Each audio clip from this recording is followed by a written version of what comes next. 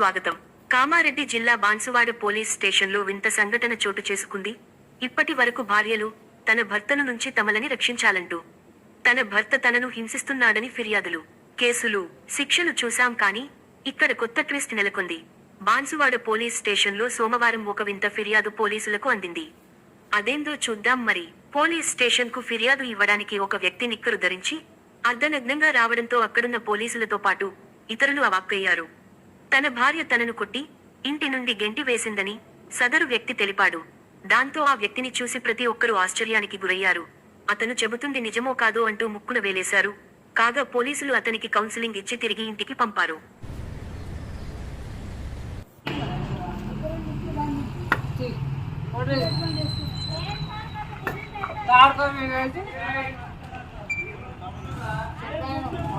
ఏమైంది?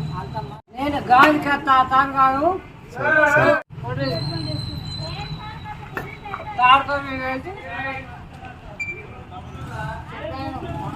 ఏమైంది?